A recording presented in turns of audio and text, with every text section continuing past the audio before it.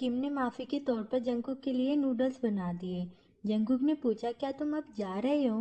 मतलब वो जानता है कि जब तक वो किम को माफ नहीं कर देगा, किम वहां से कैसे जा सकता है। किम के चेहरे पर ऐसे परेशानी वाले एक्सप्रेशन देख के जंगकुक अंदर से ही मुस्कुराता है और कहता है कि हाँ ठीक है, मैंने तुम्हें माफ कर दिया। जाओ और अपने भाई को बता देना। जंगकुक नूडल खाने लगा। किम जाने लगा, तभी जंगकुक ने उसे बुलाया और उसे एक काम दिया कि इस तारीख को इतनी सारी फ्लाइट टिकटें बुक कर देना। किम ने कहा कि हाँ ठीक है, और वो जंगकुक के घर की चाबियां लेकर जाने वाला था, पर वो थोड़ी देर रुका और चाबियां यहीं पर रखकर चला गया। कुछ दिनों के बाद वो एक बिजनेस ट्रिप पर गए, उसी प्रोजेक्ट के लिए जिसके पार्टनर जंगकुक और किम का बड़ा भाई आरएम है। वो उसी होटल में रुके थे जहाँ पर किम और जंगकुक ने पहली बार सेक्स किया था। सॉरी, किम ने उसके साथ जबरदस्ती की थी।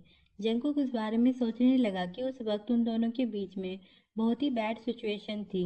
फिर धीरे धीरे करके वो दोनों एक इंटीमेट रिलेशनशिप में आ गए थे, बल्कि ये कहे कि कपल जैसे।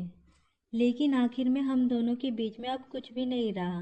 सिर्फ कुछ महीनों में ही कितना कुछ बदल गया। फिर वो लोग जमीन देखने गए। जंकुक बहुत ही परफेक्टली बात कर रहा था, एक बिजनेसमैन की तरह, बहुत ही इफेक्टली। बिजनेस की बात पूरी होने के बाद वो वापस जाने के बारे में सोच रहा था। बाकी लोग तो कोरिया के लिए निकल गए थे, पर जंकुक ने किम को किसी और दूसरी जगह की टिकटें दी थी और बताया कि वहां पर उसने कुछ नए होटल स्टाइल अपार्टमेंट बनवाए हैं। तो इस बार वो किम को भी दिखाने ले जाना चाहता है। किम ने कहा कि मैं अब और ज़्यादा अपनी क्लास स्किप नहीं कर सकता। तो जंकुक ने कहा कि क्लास स्किप करना कोई बड़ी बात नहीं है। अगर तुम अभी मेरे साथ कंस्ट्रक्शन साइट देखने चलोगे तो तुम्हें स्कूल के एक साल से भी ज़्यादा सीखने को मिलेगा। किम ने पूछा कि हम वापस कब जाने वाले हैं। जंकुक ने बताया कि बस 2 दिन, तीसरे दिन की सुबह हम कोरिया में पहुंच जाएंगे। तो किम मान गया कि हाँ ठीक है, और जंकुक अंदर से बहुत ज़्यादा खुश हो गया था कि यस, काम बन गया।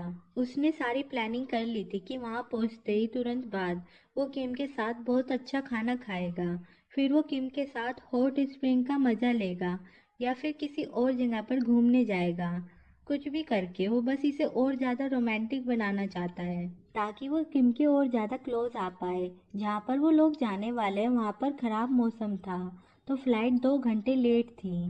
पर 30 मिनट के बाद बताया गया कि अब आप लोग जा सकते हो। जंकुक को गुस्सा तो आ रहा था और वो अंदर से सोचता है कि आखिरकार अब हम लोग जा सकते हैं। पर टेक ऑफ करने के बाद भी बहुत तेज बारिश हो रही थी, इस वजह से वो लोग लैंड नहीं कर सकते थे। तो फिर 40 मिनट तक एयरपोर्ट के आसपास प्लेन को घुमाया गया। जंकुक को ये बिल्कुल भी अच्छा नहीं लग रहा था कि इस तरीके से तो मेरा सारा प्लान खराब हो जाएगा। फिर पहुंचने के बाद थकान की वजह से उसे नींद आ रही थी। तभी उसे बताया गया कि जो उसने ऑर्डर दिया था वो रेडी हो गया है, तो वो नीचे आके अपना लंच कर ले।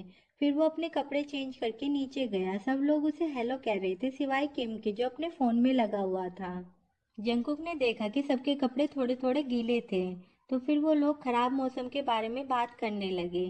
जंकुक को पता चला कि यहाँ पर तो हर वक्त ऐसे ही तूफान आता रहता है।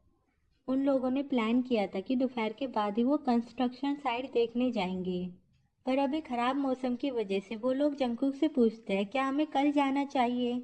जंकुक ने किम से पूछा कि तुम्हें क्या लगता है, क्या हमें आज जाना चाहिए या फिर कल का वेदर चेक करके जाना चाहिए। किम ने कहा कि कल कैसा रहेगा। जंगकुक ने भी कहा कि ठीक है, हम कल जाएंगे। और वो सोचता है कि वापस जाने से पहले हमें कंस्ट्रक्शन साइट तो देखने जाना होगा, नहीं तो ये ट्रिप वेस्ट हो जाएगी।